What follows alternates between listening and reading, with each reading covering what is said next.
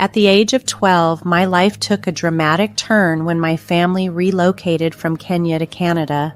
This transition introduced me to a vibrant new world filled with exciting opportunities, diverse cultures, and welcoming people. My father's success as a businessman ensured we had a comfortable lifestyle, which made settling into this new environment smoother. During high school, I met Russell, the person who would later become my husband. Our relationship had its ups and downs over the years, but by the time I was 22, we decided to fully commit and get married. I was ecstatic, envisioning a future brimming with love and joy. However, one significant obstacle stood in our way. Russell's mother, Doris. She was openly against our marriage plans.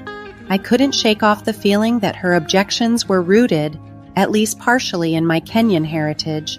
Doris often made subtle, unsettling remarks that made me feel unwelcome. Unlike his mother, Russell was unfazed by these tensions. He cherished our relationship, valuing me for who I was rather than my background. Despite his mother's disapproval, he remained supportive, affirming his commitment to our union. Our wedding day was emotionally complex. While I was thrilled to be marrying Russell, the shadow of Doris's disapproval loomed in the background. Determined, I focused on the love Russell and I shared, trying to ignore any negativity. In the days that followed, Doris's disdain became more pronounced. She often made disparaging comments about my culture and heritage, which was painful. Although I wished for a harmonious relationship with my mother-in-law, it seemed increasingly unlikely. Russell tried to bridge the gap between us, torn between his love for both his mother and me. He promised to address the issues with Doris, but the atmosphere remained strained. Her continual subtle jabs and intrusive questions about my background were disheartening and began to affect my mental and emotional health. Despite these difficulties, Russell and I were committed to building our life together. We moved into our place and focused on our careers and plans. However, Doris's persistent disapproval and subtle hostility continued to cast a shadow over our happiness, leading to a point where her remarks became unbearable. I reached a breaking point. I had always striven to remain calm and composed, treating everyone with kindness, but Doris's continuous hurtful remarks finally pushed me too far. In a moment of frustration, I did something I had never done before. I raised my voice at her. I needed to make it clear that I was exhausted from her constant subtle digs and the unwelcoming way she treated me. Doris, I've truly had enough of your incessant comments. They're growing tiresome. Oh, I'm merely expressing my opinions. There's no need for you to be so defensive. Expressing opinions? It feels like you're relentlessly targeting me because of my background. I deserve as much respect as anyone else. I don't intend to offend, but you seem overly sensitive about everything. This isn't about sensitivity, it's about respect. I am your daughter-in-law, and I should be treated with kindness and understanding. Perhaps if you tried to fit in a bit more, I wouldn't need to make these remarks. Fit in? I've been part of this community for years. This is also my home, and I shouldn't have to alter who I am just to appease you. And just so you know, I never sought your permission to marry your son, nor did I wish for it. I know you had different plans for him. That's unfair. We love each other, and that's what should matter to you. If only you were from a more traditional background, perhaps I'd be more accepting. I don't need your acceptance. I'm proud of my heritage, and I refuse to let you belittle me for it. Your prejudice is your issue to deal with. Well, maybe things would be simpler if you had married someone from your own culture. That's not the point. We are married, and you need to come to terms with that. Your ongoing disapproval is causing us pain, and I won't allow you to dampen our happiness. I never expected you to speak to me like this. Why are you being so aggressive? Perhaps you never anticipated that I would stand up for myself. I'm finished trying to please you. If that's how you feel, perhaps it's best if we keep our distance." "That suits me fine. I deserve to be surrounded by people who respect and appreciate me for who I am." "You're being unreasonable." "No, I'm simply tired of being mistreated. I am part of your family now, whether you like it or not."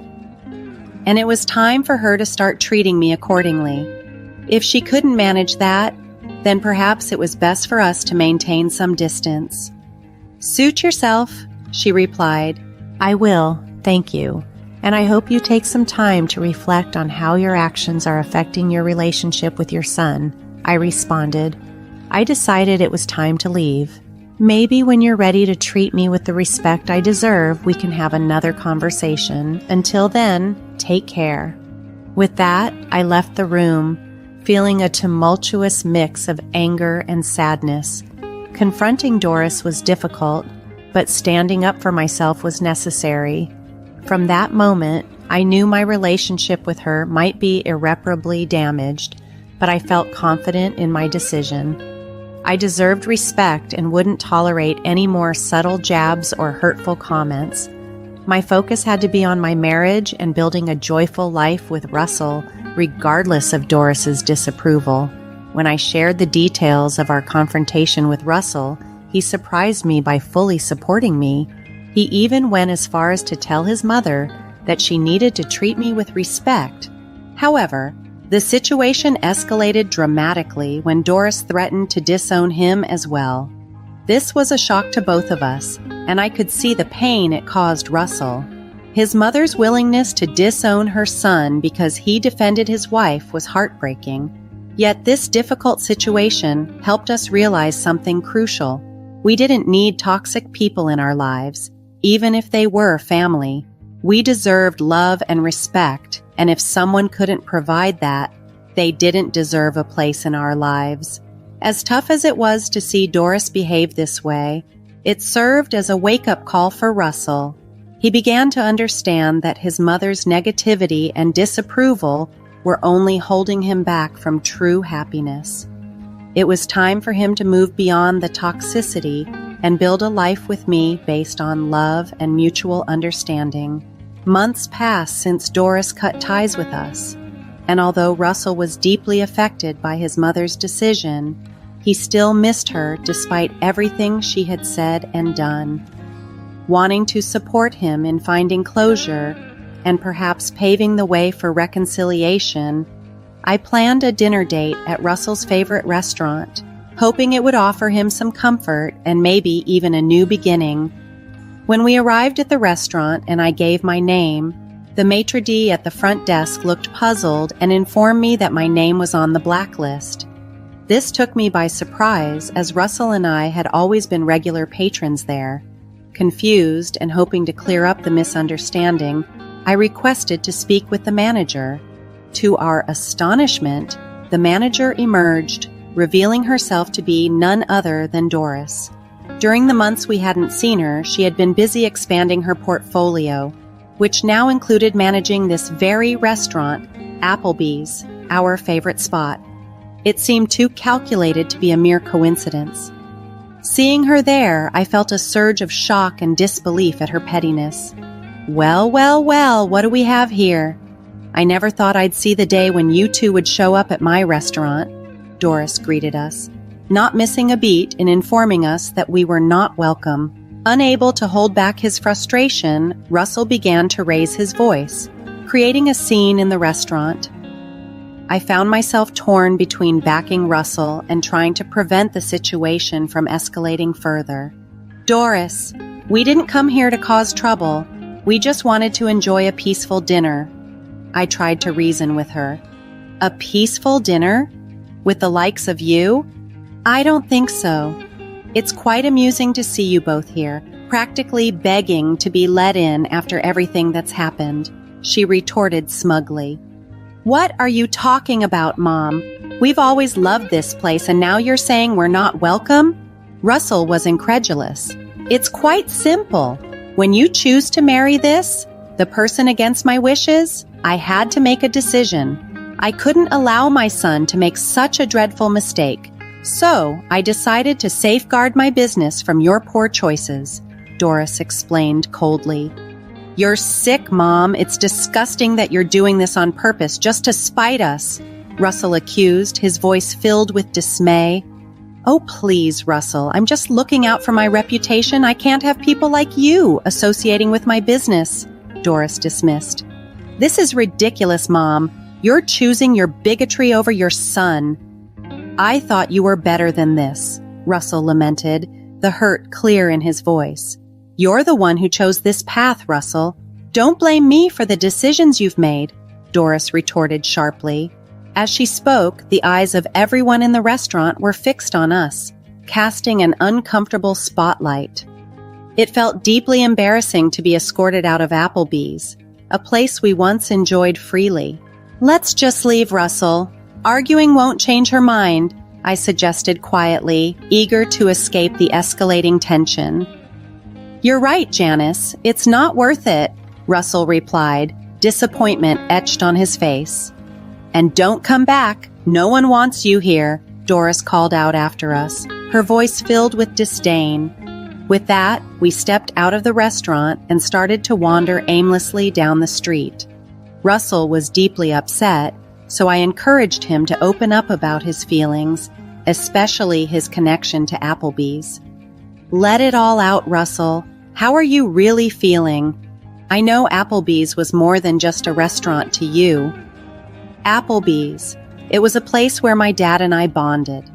We'd sit by the window, order our favorite meals, and just talk for hours about everything. It's where we connected, he explained, his voice heavy with loss.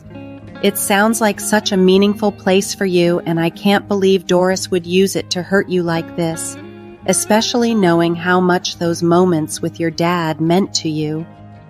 It's just so unfair.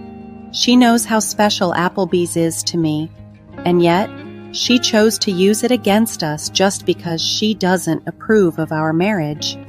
You deserve so much better than this, Russell. I wish I could fix it. It's awful to see someone trying to dismantle what we have.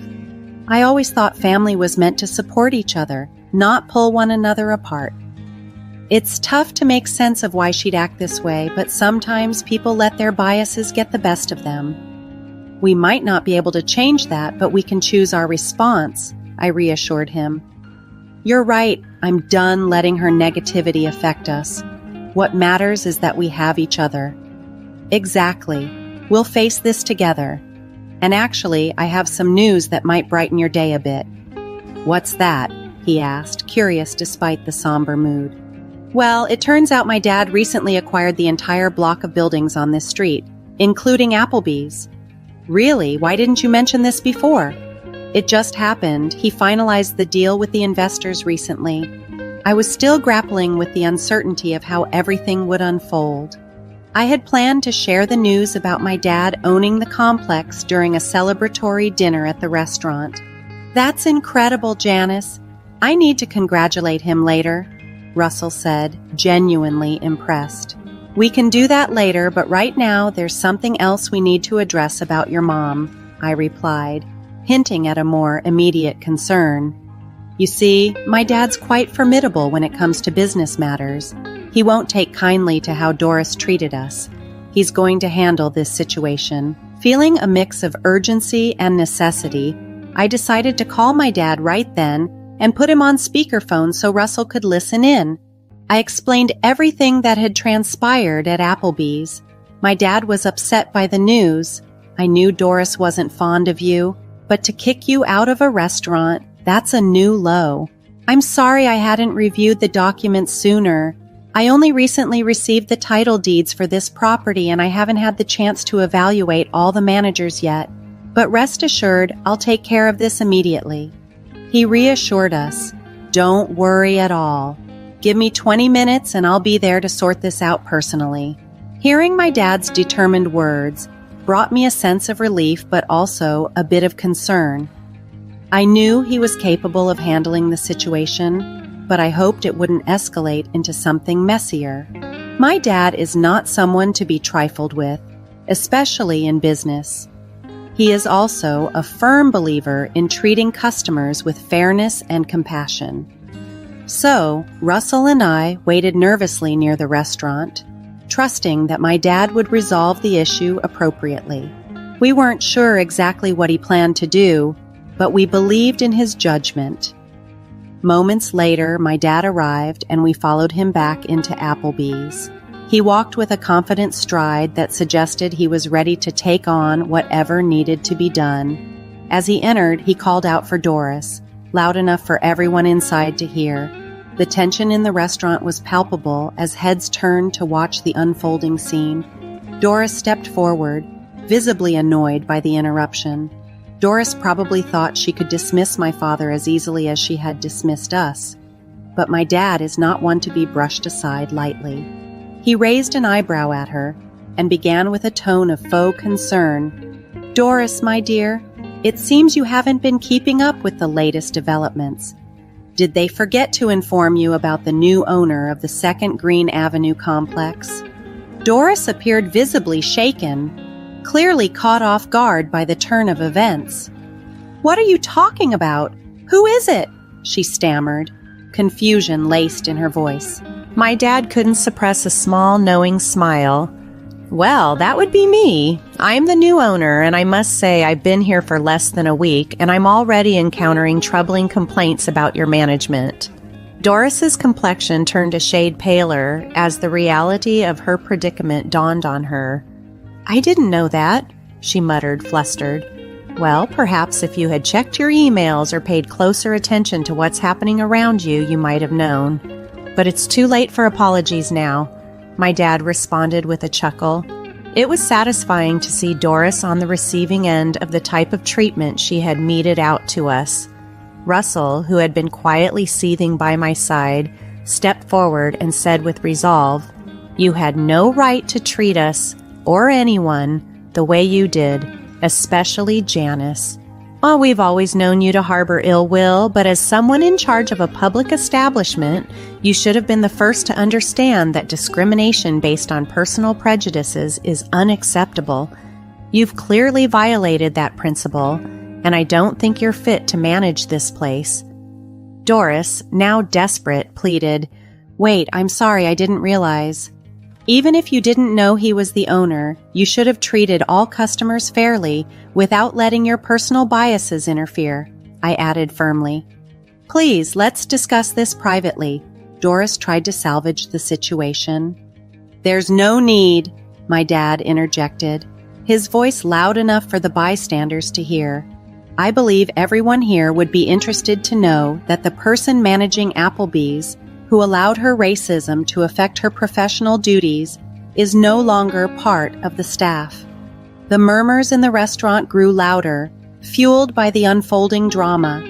Doris, utterly embarrassed, could only stand in silence as she faced the consequences of her actions, while Russell and I watched, relieved that justice was being served. Russell and I couldn't help but feel a mixture of relief and triumph, finally receiving justice after enduring Doris's harsh treatment for so long. My dad decisively handled the situation, warning her that he would call security to escort her out if she didn't leave voluntarily. Embarrassed and on the brink of tears, Doris started her walk of shame out of the restaurant. As she made her exit, the mood in the restaurant instantly lifted. People began to clap and cheer, celebrating her departure, and I felt a profound sense of relief wash over me. Russell and I immediately went over to my dad and gave him a big hug, thanking him for his decisive intervention. "You're the best, Dad," I said with a smile, and he chuckled, giving us both a reassuring pat on the back. "It was my pleasure, my dear. I couldn't stand by and watch you two suffer because of her," he replied with a warm smile. Dad then excused himself to check on the kitchen staff and find the next in command to appoint as the acting manager amidst the recent upheaval. He returned shortly after, explaining that he had some important business matters to finalize, including formally terminating Doris and organizing the paperwork to officially name the new acting manager. "Okay, my work here is done for now. You two enjoy your meal on the house." he said, signaling for us to take a seat and relax. As we settled down at a table, a whirlwind of emotions enveloped me. I was still processing the swift turn of events, amazed at how quickly everything had escalated. Yet, above all, I felt incredibly grateful for my dad's support and the strength he provided us through this challenging time. It was comforting to know that no matter what, we had someone on our side, ready to step in when needed.